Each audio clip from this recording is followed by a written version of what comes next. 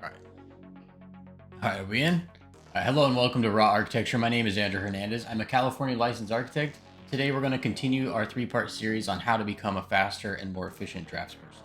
But in order to do this, we have to set up AutoCAD in a way where we can streamline the command entry so that we can navigate through the drafting portions of the work in a much faster manner.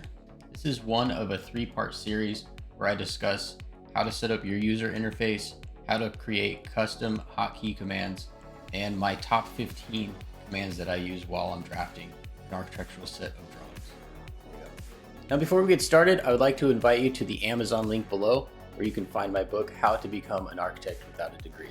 It is a guide to understanding the entire architectural licensing process in North America, available in paperback and Kindle.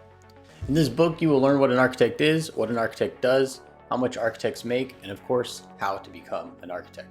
If you are a parent, guardian, or guidance counselor, it is a great gift idea for the young adult or soon-to-be high school graduate, or anyone curious about architecture as a career. Whether it is attending an accredited university or following the unconventional work experience equivalent option that I did, after reading, you will be armed with enough information to decide if architecture is a career you would like to pursue. On this video, I want to show you how to set up the user interface in AutoCAD so that you have as much screen real estate as you possibly can, maximizing the amount of workspace you can. Now, first we're going to cover a couple of tips, just general drafting tips and my drafting approach on how I use AutoCAD to draft architectural plan sets. Okay, so let me turn the keyboard camera on real quick, and you can see my keyboard here. The way that I use and interact with AutoCAD is I want as much screen real estate as I possibly can, and I want as minimal digital buttons to click as I possibly can. So I don't use the ribbons, and I use very minimal command bars to operate the commands that I need in order to produce the work. So what I typically do, 90% of all of the commands that I do and perform in AutoCAD are inputted by the keyboard. So my entire left hand covers all of the keys here that I need to initiate the commands in AutoCAD, and then obviously I use the mouse to point and click the various objects and lines and different things that I need to do in AutoCAD.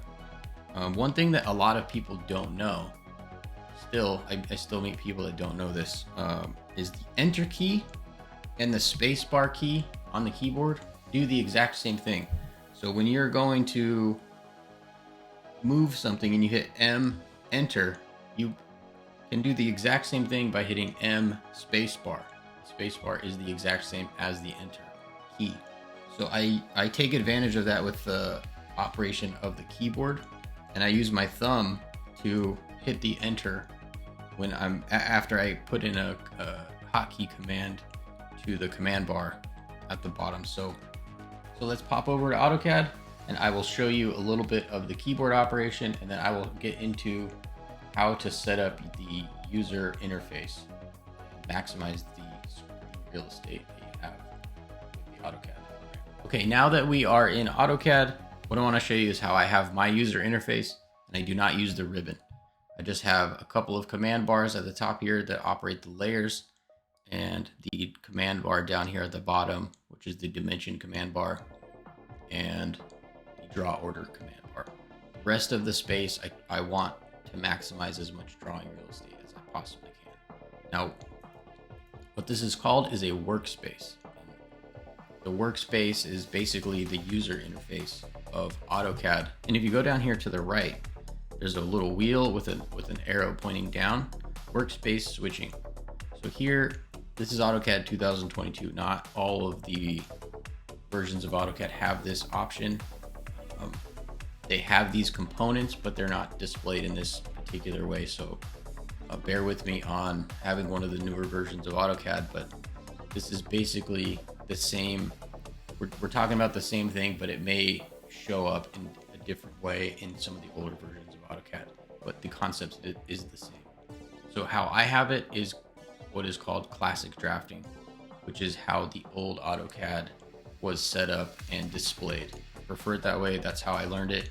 I've also been using this program for almost 20 years. I started in high school back in 2002, 2003. So I've been using it in a specific way for a long time. I've tried to evolve as more features come out, and I've implemented some of those features, but I prefer to draft using the keyboard, manually entering commands instead of hunting and poking through the ribbon and the drop-down menus, because it just is so time consuming. And as you'll see here, I'll pull up the drafting and annotation workspace and it'll bring the ribbon back. All of this information is just way too much information for how I use AutoCAD as an architect in developing construction document drawings. I don't need all of these extra things. I don't need polyline and circle and arc and this little window here, this little hatch. I don't like how small these buttons are, and they take much longer to go. It's much harder for my hand to move across my big screen, because I have a big 27-inch screen, to go and pick a command and then go back to the drawing. It's much easier to move my fingers an inch or two and just hit enter with the key. That's my personal opinion, and that's been my experience with other people that operate similar to how I do, using and taking advantage of the keyboard. They produce drawings much quicker, and that's the point. You want to get these drawings done as fast as you possibly can and as accurately as you possibly can, and you can do that by saving more time. It gives you more time to review certain things. It gives you a chance to get into like a flow state of drafting. So you're just going through and not having to get interrupted by all of these different menus. I mean, look at this. Okay, I want to do a dimension. Oh, now I have to click this, then click my corner, click my other corner. And if I want to do it again, I can hit the space bar and it'll repeat the command. But if I want to change, then I have to go all the way through these. And it just seems very cumbersome. Okay, now let's talk about how to customize this UI. I brought up the workspace option here. This is what I use. I use the classic drafting, but I have this set up in a specific way. If you open your AutoCAD version and you click classic drafting, it will probably show up much different than this, that you'll have a lot more command bars showing up either on the side or at the top or bottom of the program. And in this little space here, you can see my mouse, this little gray blank space here. That's where you can dock some of these command bars. So the way I have mine set up, or the way I customize mine, I did a right click on this gray box here, and I just picked the command bars that I like to use. Now it looks like I only use 5, and then everything else I just manually input with commands on the keyboard.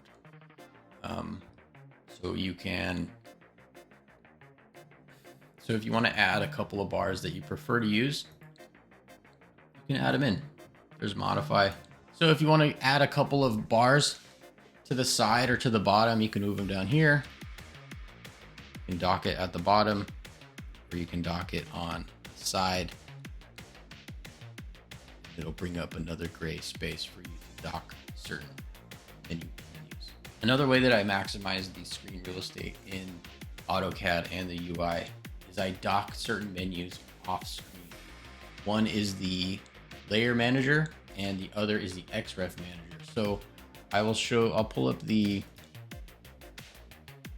layer manager here, and you can see, I can minimize that. I can have this kind of docked here, and when I'm messing around with all of the objects in AutoCAD, I can pull this up and make changes that I need to do. But look how much space this takes up in AutoCAD. It takes up way too much space. Now I can dock it here on the side, but again, this takes up too much space for my personal taste in the way that I like to draft. And then I still can't see everything. I have to sit here and mess with all these sliders, and it just takes up too much space.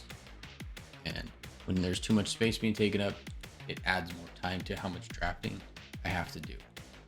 So what I like to do is take this box here and I move it to one of my other screens. And I can move it off screen, and it basically is an extension of my main screen. So I have my main screen, and then on one of my other monitors, I have these menus. So I can pull up the XREF menu. Again, takes up about as much space. Now, if I was going to have both of these on the same screen, I mean, look how much space this takes up. They're obviously pretty wide. This one doesn't need to be as large. But again, if I dock it here on the side, and I dock this one on the side, look how much space I've lost. Let me click this off real quick. I've lost all of that space. This is a 27-inch monitor. I've just lost 25-30% of how much drafting space I have. I don't like that.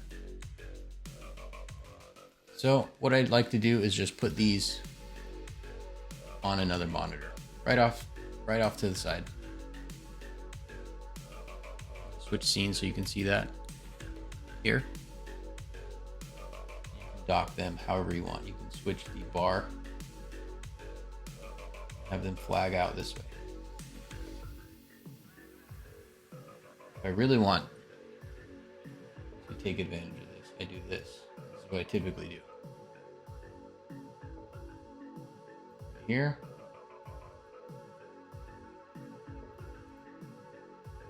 So as I'm working in AutoCAD,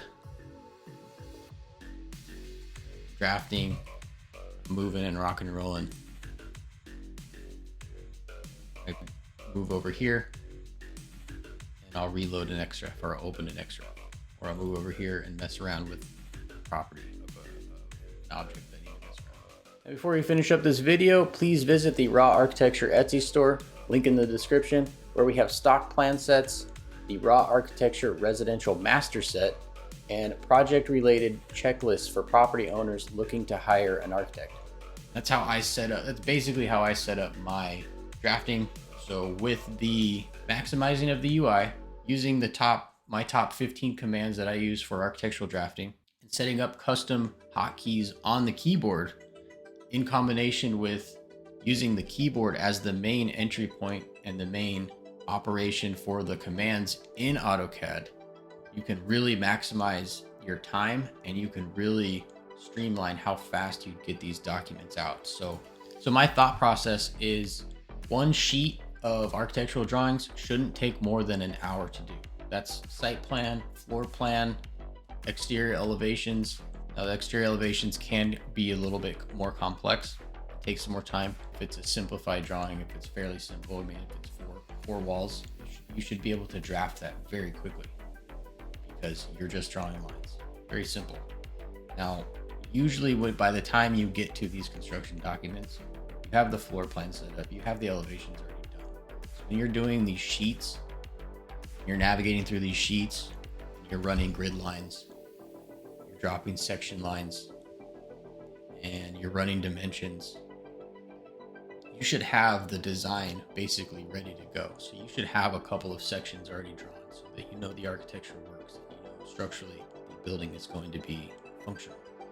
And you have the elevations because you wanted to present the elevations to a client or to whoever is reviewing those elevations, and so that you know what the heck the elevations are going to look like based on your design. All of those things are kind of works in progress until you get to the construction documents. And these construction documents are intended to instruct the contractor on how to build your design. So those are the things that you need to be thinking about while you're designing, while you're drafting, and while you're putting the sheet set together. If you haven't figured out a number or a list of those items until you get to this point, you're going to spend way too much time on the construction documents. So the thought process is this. By the time you get to construction documents, which is a big portion of the work, typically, you want to be 70% done with the project. Now, I know certain people will disagree with that, certain architects and different professionals will disagree with that, but by the time you get to the construction documents, 70% of the work is already done. You've designed the site plan, you've designed the floor plan, you've designed the exterior elevations, you've cut a couple of sections to make sure that the architecture is going to work structurally. You've worked out a number of components to make this design work, by the time you get to the construction documents, typically the design is approved and there's not a lot of problem solving left, except for how to put together the instructions on how to construct your design.